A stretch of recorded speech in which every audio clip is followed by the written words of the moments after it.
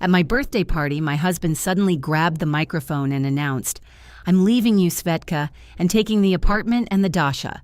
So pack your things, you old galosh, and find yourself a new home."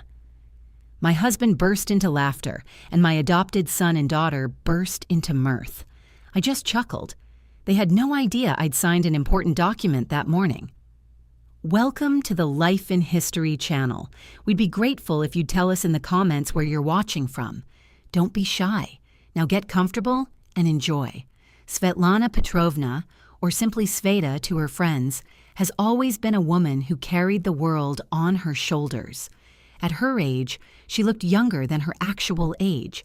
Her slender, toned figure was the result of daily morning jogs along the paths of the ancient park located near her home, no matter the weather or her mood. Her chestnut hair, which had been increasingly streaked with a noble silvery gray over the past 5 or 6 years, she habitually gathered into a neat bun at the nape of her neck. It was comfortable and practical.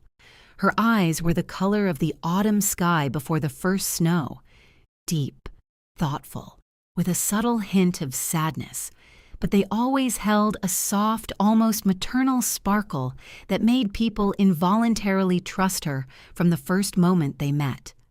Svetlana's face bore the marks of years gone by, fine, almost imperceptible wrinkles at the corners of her eyes and around her mouth, which appeared when she smiled long and sincerely. These wrinkles didn't spoil her appearance. On the contrary, they gave her a touching humanity. They were like the pages of an ancient book, each little story of worries, sleepless nights by children's cribs, anxious anticipations, quiet tears into the pillow, and equally quiet victories that no one would ever know about. By day, she worked as a senior accountant at a small but stable company specializing in the supply of building materials. There, she was respected for her astonishing precision, meticulousness, and absolute honesty, qualities that are increasingly valued these days. Her superiors repeatedly offered her a promotion, but Sveta always gently declined. "I'm fine as I am." She truly enjoyed it when the numbers in her reports added up perfectly, when everything was in its place. It gave her a sense of control over at least something in her life. But at home, control had long since slipped from her grasp. They decided to celebrate the anniversary not in the pompous city center, but in a cozy, slightly old-fashioned restaurant on the very outskirts, with wooden beams lining the ceiling, soft yellow sconces, and large windows overlooking the snowy park. Svetlana had chosen this location herself several months ago, when she had just begun planning.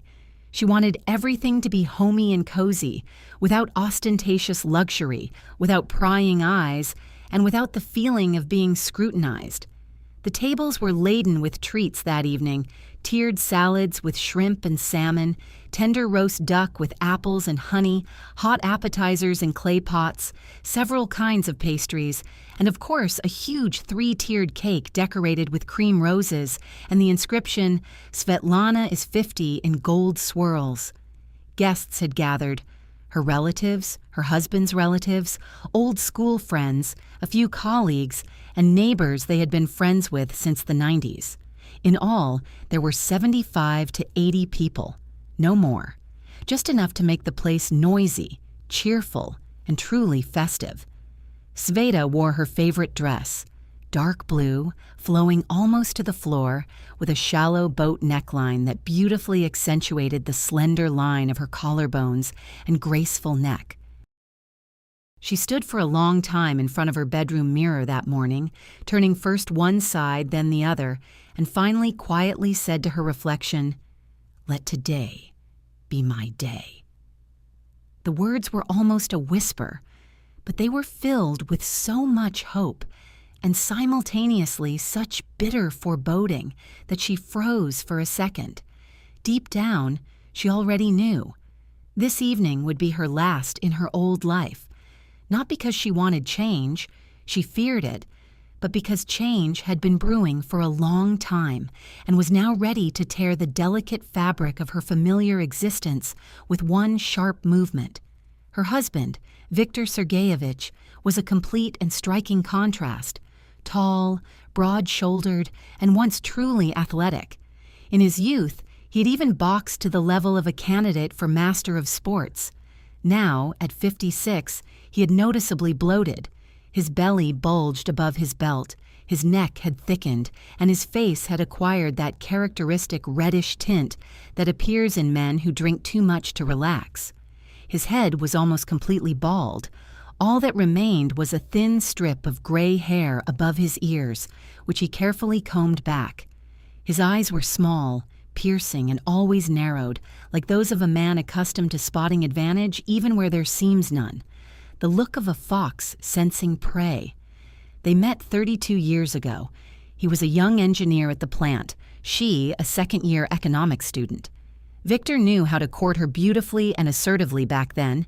Huge bouquets of chrysanthemums in November, long walks along the embankment with the river wind chilling her bones, late-night conversations on the landline until 4 a.m, vows of eternal love spoken under the street lamp outside her building. Sveta believed every word. She married him a year and a half later, happy and confident that it would be forever. But time changes people, or rather, reveals what was always there, hidden beneath the fine words. Money. That's what became his true passion. Viktor rose through the ranks at a construction company, became a branch director, and greed consumed him. He began saving on everything except his investments, stocks, cryptocurrency, dubious deals. Sveta endured because she believed in family. "We've been through a lot together," she repeated to herself. Adopted children, Artyom and Marina, came into their lives when the couple had been together for 7 years. Then, Viktor suddenly declared, "We need heirs. A normal family without children isn't a family." Sveta, who had always dreamed of children but couldn't have them for medical reasons, cried tears of happiness at first. She visited orphanages herself, chose them herself, and handled the paperwork herself. Artyom was 4. Marina was 2. Sveta gave them all her unspent love. Bedtime stories, morning porridge, school assemblies, their first bad grades and first diplomas, summer trips to the seaside, night vigils by their bedside when one of them was sick.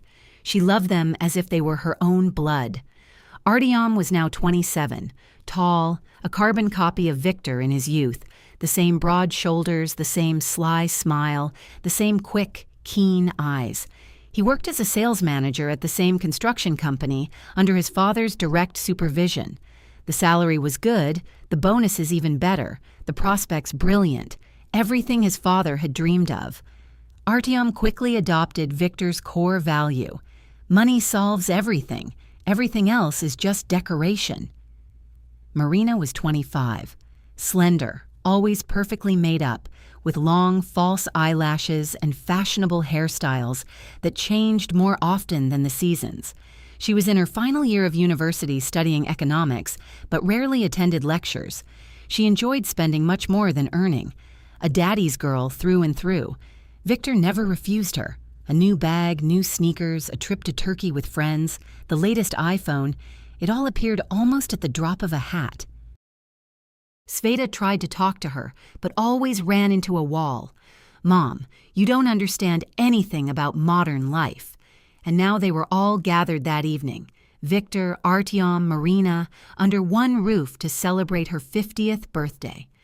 Sveta looked at them from across the room and felt something slowly but surely crumble inside her. She smiled at the guests, raised her glass, and thanked them for their kind words. But a cold, heavy lump had long since settled in her chest. The evening flowed on as usual. Toasts flowed like a river. To the health of Svetlana, to our queen. The music played softly and the guests danced. Sveta sat at the head of the table, smiling as she accepted gifts. That morning, she'd done something no one knew about. She'd gone to the notary's office and drawn up an important document. It was her insurance policy, the fruit of months of thought. She returned home as if nothing had happened and continued preparing for the celebration. Let everything take its course. Do what must be done. Come what may. she thought. Suddenly, Victor stood up and snatched the microphone from the MC. The guests fell silent, awaiting the toast. He stood swaying with a glass of champagne in his hand, a mocking grin contorting his face. "Dear friends," he began loudly with feigned enthusiasm, "today is my, wife Svetka's anniversary. 50 years. A respectable age. Yes, but, I thought it was time for a change of scenery." He laughed, and his laughter echoed through the room, rough, mocking, as if he were telling a joke to a group of men. Artyom and Marina, sitting nearby, exchanged glances and smiled. Victor continued, "I'm leaving you, Svetka, and taking the apartment and the dacha. They're registered in my name, remember? So pack your things, you old nag, and find something worthwhile." He laughed, throwing his head back, and splashed champagne on the floor. The guests froze in shock. Some gasped, some turned away, but Artyom and Marina supported their father. Artyom clapped his hands. "Dad, you're killing it. It's about time." Marina giggled, covering her mouth with her hand. "Mom, no offense, but it's a joke. Although, haha, isn't it funny?" Their laughter merged with their father's, cackling and merciless, like a pack of hyenas over their prey. Sveta sat motionless. Her face didn't waver. She merely smiled, softly, calmly, as if she'd heard a compliment. A storm raged inside, the pain of betrayal, the bitterness of years wasted. But outwardly, nothing seemed wrong. "Thank you for the toast, dear," she said, quietly raising her glass. The guests began to whisper about her posture. "It's a prank." No one had guessed about the document. Victor, seeing her reaction, snorted, "Come on, don't pretend. My lawyer will confirm everything tomorrow. We're getting a divorce, Svetka." He handed the microphone back and sat down, still chuckling. The evening continued, but the atmosphere had changed. Sveta danced with her friends, joking as if nothing had happened. A shadow of determination flickered in her eyes. The drama in their relationship had been building for years. Victor had cheated on her with his secretary, hidden money, manipulated the children. Greed had made him a monster. The children, blinded by promises of an inheritance, betrayed their mother. But Sveta was prepared. That morning changed everything. The document, a will, a deed of gift. No, something more. It was her trump card, hidden up her sleeve. As the guests were leaving, Victor whispered to Artyom, "Tomorrow we divide the property. The apartment is yours. The dacha is Marina's." They laughed in the corner, unaware of Sveta's gaze. The contrast was striking. Public humiliation versus quiet strength. The next morning, after the anniversary, the apartment was unusually quiet. Svetlana woke up earlier than everyone else, as always. She was brewing coffee in an old Turkish coffee pot, the kind Victor had once called bourgeois nonsense and later insisted on making. The aroma filled the kitchen, but today it was no comfort. She stood by the window looking out onto the gray February courtyard. The snow had almost melted, leaving behind dirty spots and puddles. Sveta held a cup in both hands, as if warming herself. In reality, she was simply waiting for the others to wake up and for what Victor called an adult conversation to begin. Victor appeared first, in a wrinkled t-shirt, his eyes red from yesterday. He walked past her without even saying hello, poured himself some water from the tap, and drank it in one gulp.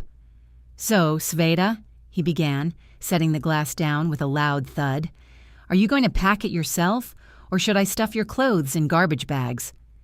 Sveta turned to him slowly, the same calm smile as last night. "Good morning, Vitya," he snorted. "Good? Seriously? You made the whole room cry yesterday, and now good morning. Let's not have this circus." "I've already called the lawyer. He'll come tomorrow. We'll draw up an agreement. The apartment, the dacha, the car, it's all mine. You'll sign it amicably or we'll go to court. But you won't go to court. You have neither the money nor the nerves." Sveta took a small sip of coffee. "I'll think about it." Victor laughed, briefly, angrily. "She'll think about it. The old nag. And it's still the same old story. Think as much as you want, just hurry up. I already have a buyer for the dacha, good money. At that moment, Artyom and Marina entered the kitchen, both in tracksuits, both with identical sleepy but contented expressions. They had clearly slept well. "Oh, family meeting morning," Artyom chuckled, opening the refrigerator. "Mom, are you packing already or waiting for Dad to help?" Marina sat down on a high chair, took out her phone, and began scrolling through her feed. "I posted a piece of Dad's toast on my stories yesterday. Already 120 likes. People are writing, 'Handsome, the man acted like a man.' Cool, huh?" Sveta looked at her daughter. Something inside her twisted painfully, but her face remained calm. "Glad you liked it, Marin." Artyom took out a yogurt and opened it with his teeth. "Listen, Mom, it's harmless. You understand, Dad supported the family for 30 years. First you stayed at home, then you did the accounting, and he actually earned money. So the property is fair. Marinka and I don't mind if you rent a one-room apartment somewhere. We'll even help with the first month if necessary." Victor nodded approvingly. "Your son speaks the truth. Everything is fair." Sveta put the empty cup in the sink and turned to all three of them. "I love you all very much," she said quietly. "I always loved you, even when it was painful." Marina rolled her eyes. "Oh, another crybaby. Mom, seriously, no need for drama. You're an adult." Sveta didn't respond. She simply left the kitchen. Victor watched her go, then turned to the children. "Did you see? She can't even fight back properly. She's completely broken. She'll sign the papers tomorrow and move out." Artyom shrugged. "The main thing is to do it quickly. Otherwise, I'm about to get approved for a new car. I need a down payment." Marina giggled. "And I want to go to Bali in March. Dad, will you give me some change?" "I will," Victor grinned. "We'll split it nicely." They didn't notice that Sveta had already stopped by the coat rack in the hallway. She pulled a small envelope from her coat pocket, the same one she'd received from the notary yesterday. Inside was the contract she'd signed on the morning of her anniversary. More than 20 years ago, when Victor was just starting to rise, he took out a large loan using his apartment as collateral. The apartment was then registered to Svetlana. Her parents had given it to her before their wedding. Victor persuaded her to transfer everything to his name to secure the business. She agreed because she trusted him. But that same year, when they adopted children from an orphanage, Sveta insisted on one condition. "If anything happens to me, the apartment and the dacha we bought later will be transferred to a trust, and the income from them will go towards supporting the children until they turn 25. Victor laughed at the time. "What are you saying? I'm immortal." But he signed the agreement. Sveta didn't remind him of this for many years. She waited for the children to grow up, waited until Victor stopped pretending to care about them. And yesterday morning she went to the notary and pulled out that same old contract. The children had already reached the age specified in the contract. The trust had ended. But most importantly, there was another, almost forgotten clause in that same contract, which Victor had signed without reading. If the marriage is dissolved at the initiative of the spouse who transferred the property as collateral, then all property purchased during the marriage with the borrowed funds is subject to equal division, regardless of who it is registered to. It was a small, almost unnoticeable line in the long contract. Sveta had kept a copy all these years. Yesterday she got a fresh copy and had it certified. The lawyer she hired 3 months ago said, "It's ironclad. He won't even challenge it in court." Sveta carefully placed the envelope back in her coat pocket, then went into the bedroom and began packing a small bag with the bare essentials. They had to decide on the move by the end of the week. That evening, Victor was sitting in the living room with a bottle of cognac. Artyom and Marina had gone off to celebrate their new life. Victor turned on the television but didn't watch. He felt a vague uneasiness. Sveta was acting too calm, even smiling. He called his lawyer. "Listen, she'll definitely sign, she won't put on airs." The lawyer chuckled into the phone. Viktor Sergeyevich, 90% of women in her position sign. She has no money or connections. Where will she go? Viktor relaxed. That's right. He didn't know that at that very moment Svetlana was sitting in her lawyer's small office on the other side of town. Documents lay on the desk, a cup of tea and a phone nearby. Lawyer Oleg Nikolaevich was summing up the meeting. This week, we'll complete the procedural formalities and file a lawsuit for the division of marital property. Get your smile ready, Svetlana Petrovna. They don't know they've already lost. Sveta smiled. This time, it was different. Not soft and submissive, but hard, like steel that had been long held in the fire to strengthen it. The next days passed in a strange, tense silence. Viktor paced the apartment like a winner, already mentally dividing the spoils. He spoke loudly on the phone with the realtor, discussing the price of the dacha. Minimum 8.5, otherwise I won't even show it. Then he shopped around at the car dealership for a new SUV. Artyom came over every evening, brought his father beer, and they watched football together, loudly discussing how they'd now start living like normal people. Marina came over less often. She'd started preparatory courses for a life without old cockroaches in her head, as she put it in one of her stories. Svetlana was almost never home. She'd go to work in the morning and return late in the evening. She packed gradually, imperceptibly. First, her favorite books, then photos of her parents and children as babies, then a few dresses that actually suited her. Viktor noticed, but only chuckled. Look, she's already packing. She's doing the right thing. Every morning before leaving for work, Sveta left a small note on the kitchen table, the same one every time, written in neat handwriting. I love you all. Take care, Sveta. Artyom read it once and snorted. Again, a snotty note. It's like a postcard from the 90s. Marina took a photo of the note and posted it in a private chat with her friends with the caption, My mom, the drama queen. Viktor ignored the notes. He considered them a sign of weakness. Let him cry into his pillow, then he'll get used to it. On the 5th day after the anniversary, the doorbell rang. Viktor answered in sweatpants and holding a mug of coffee.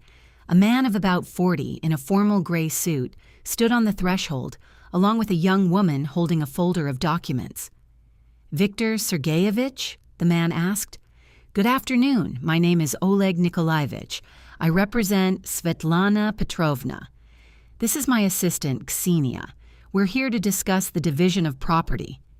Viktor didn't even understand at first, then burst out laughing. Seriously? She hired a lawyer? Oh, well. Come in. We'll have a laugh together. They went into the living room. Viktor sat down, sprawled in the chair, his legs crossed. Let's get straight to the point. Oleg Nikolaevich began, opening a folder. We have a valid demand for the division of jointly acquired property, including an apartment at the address. He gave the address of the Dasha plot. Viktor waved these words away, not listening to the end. It's all registered to me. We didn't sign a prenuptial agreement, but I handled everything myself. Svetka didn't even get involved, so you can go to hell. Oleg Nikolaevich didn't smile. He pulled out several sheets of paper. Here's a trust agreement for the benefit of the children, dated 1998. Here's your signature. Here's Clause 42 of the supplementary agreement to the contract. In the event of a divorce at the initiative of the pledger spouse, the property is subject to equal division, regardless of any subsequent re-registration of ownership. Viktor froze. The smirk slowly faded from his face. What kind of nonsense is this? I didn't sign this. You signed it, the lawyer replied calmly. Here's a copy with a blue seal and your signature, notarized. The original is in the bank, which has already received notice of the lawsuit. Viktor reached for the papers, his hands shaking slightly. Absolutely, this is old junk. Statute of limitations. The statute of limitations for such claims does not apply when it comes to protecting the rights of the pledger spouse. Ksenia interjected. There is case law. For the past 5 years, the courts have consistently sided with women in similar situations. Victor flushed. Where is she? Let her come and tell me personally. Svetlana Petrovna is completely safe now, Oleg Nikolaevich replied. Given her emotional state after the public humiliation and threats of eviction, she chose to temporarily refrain from direct contact. Threats? Victor protested. I didn't threaten her in any way. We have audio recordings of your public appearance at the anniversary party, the lawyer continued calmly. In addition, we have screenshots of your daughter's social media posts and your son's instant messaging conversations, where he discussed how to quickly get rid of the elderly woman. All of this will be included in the claim for compensation for moral damages. Victor opened his mouth, but the words failed him. At that moment, footsteps were heard in the hallway. Artyom and Marina entered. They had just arrived to collect the promised down payment. What's this circus? Artyom began, barely crossing the threshold. Dad, who is this? Victor remained silent. The lawyer turned to the young couple. Good afternoon. You are Artyom and Marina, correct? I have a question for you. Were you aware of Clause 42 in the contract from 1998? Artyom frowned. What clause? Oleg Nikolaevich explained briefly. Marina turned pale. So, the dacha and apartment could go to her. No, Ksenia clarified. There's a 95% chance they'll go to her in equal shares, plus compensation for moral damages. We've already filed a petition for injunctive relief, a restraining order on the alienation of property until a court decision is made. Artyom cursed through clenched teeth. Marina suddenly burst into tears, sharply, like a child. But we didn't do anything. You supported the public humiliation of your mother, Oleg Nikolaevich said without a trace of emotion. The court will take that into account. Victor finally came to his senses. This is blackmail. I'll find another lawyer. Of course, go ahead. Oleg nodded. Just be warned. The bank has already frozen transactions on your accounts related to the collateral. You'll most likely receive a notice of the court hearing tomorrow. He gathered his papers and stood up. Svetlana Petrovna also asked me to tell you that we are ready to negotiate a settlement, but only on her terms. Goodbye. The door closed. An oppressive silence fell over the apartment. Artyom looked at his father. Dad, is it true? Victor didn't answer. He looked at the floor, clenching and unclenching his fists. Marina sobbed. She hates us all now. Victor suddenly slammed his fist on the table so hard that the mug bounced. Shut up! Nobody's decided anything yet. But his voice was already shaking. Meanwhile, in a small rented apartment on the outskirts, Svetlana sat by the window with a cup of tea. An old family album lay on her lap. She slowly turned the pages. There were the 4 of them at the dacha. There was Artyom in first grade. There was Marina at graduation. In some photos, Victor had his arm around her shoulders and was smiling so sincerely that it seemed like a completely different person. She wasn't crying. She had stopped crying days ago. She simply looked at their faces and thought, I gave you all I could, and you chose money. Well, now everyone will get what they choose. Her phone flashed with a message from the lawyer. The first hearing is in 3 weeks. They're panicking. Hang in there. Sveta smiled. Not that soft, patient smile anymore, but a different one. The kind that appears on someone who has finally stopped pretending to be weak. 3 weeks later, courtroom 14 looked almost empty. Just a few rows of benches, a judge in a black robe, a secretary, a bailiff at the door, and the participants in the trial. Victor arrived wearing a suit he only wore for important negotiations. Dark blue, slightly frayed at the elbows. Next to him sat the lawyer, young and self-confident, constantly adjusting his tie. Artyom and Marina sat in the back, both dressed in black, as if they were attending a funeral. They barely spoke to each other. Marina nervously twisted the ring on her finger. Artyom looked at his phone, but the screen was black. Svetlana entered last. She wore a simple dark gray knee-length dress, her hair pulled back into a low bun and not a shred of makeup. She looked older than her years, but the constant tension she'd lived with for the past 15 years had disappeared from her gait and posture. Oleg Nikolaevich walked beside her. They sat on the opposite side of the aisle. The judge began with formalities. Victor looked at Svetlana, trying to catch her eye. She didn't look at him even once. The case proceeded quickly. The documents spoke for themselves. A mortgage on the apartment held as a trust for the children in the event of the owner's death. An additional agreement signed by Victor himself, Clause 42, which he had once skimmed without even reading.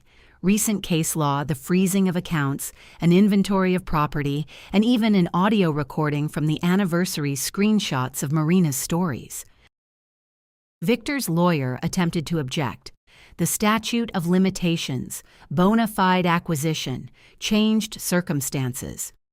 The judge listened silently, then asked one question. Defendant, did you read the additional agreement before signing? Victor cleared his throat. Well, in general terms. So you signed the document without reading it in full? Silence. The question is dismissed, the judge said dryly. The decision was announced 40 minutes later. The apartment and Dasha are recognized as jointly acquired property. Ownership is divided equally.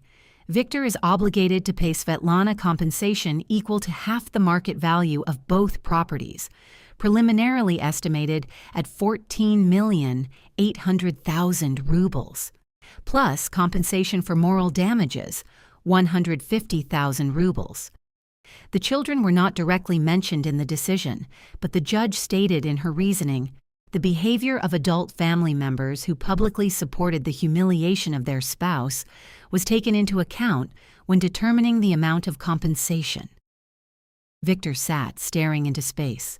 His lawyer whispered something about an appeal. Victor didn't respond.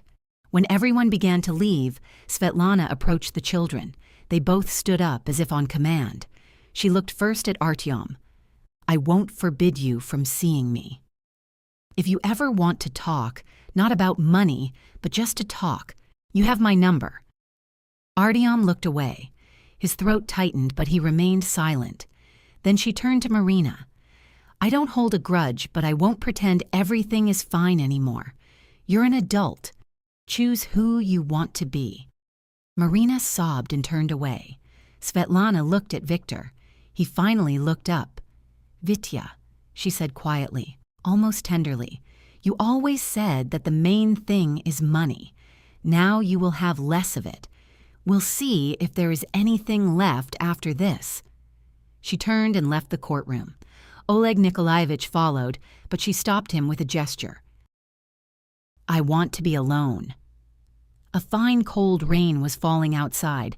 Svetlana stopped under the courthouse canopy and inhaled the damp air. Her phone vibrated. A message from a former colleague. If anything happens, a room in our 3-room apartment is available. Come over for a while.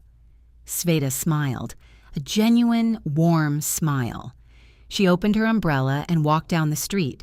She took her time. 6 months later, Victor sold the Dasha. He had to do so to pay Svetlana her half.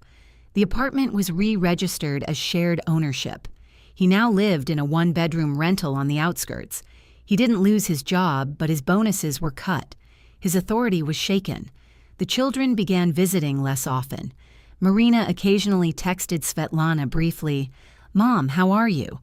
Sveta always responded calmly and briefly. Artyom was silent. Svetlana rented a small 2-room apartment near the park where she used to jog in the mornings. She didn't change jobs. On the contrary, she was promoted because she suddenly became much more confident in meetings. On weekends, she went to the small dacha she'd bought with her share, 1 room, which she now rented out by the day. Money wasn't the most important thing. What mattered was that she could finally breathe freely. One day, in early autumn, she was sitting on the veranda of that very dacha. On the table was a teapot, an old family album, and a few photos she hadn't thrown out. Her phone lay nearby. A message arrived from an unknown number. Mom, can I come over? Just to sit. No talk about money, just to sit. Signed, Artyom. Sveta stared at the screen for a long moment, then wrote, Come over, I'll be waiting. She closed the phone, poured herself more tea, and looked at the trees. The leaves were already turning yellow. Life wouldn't go back to the way it was. The betrayal wouldn't be erased, but she could start a new chapter. Not for them, but for herself. And in this new chapter, she was finally no longer an old nag, no longer an impatient wife, no longer a victim. She was Svetlana Petrovna, a woman who had survived humiliation, betrayal, and greed, and remained herself. And that, as it turned out, was more valuable than any apartment or any dasha.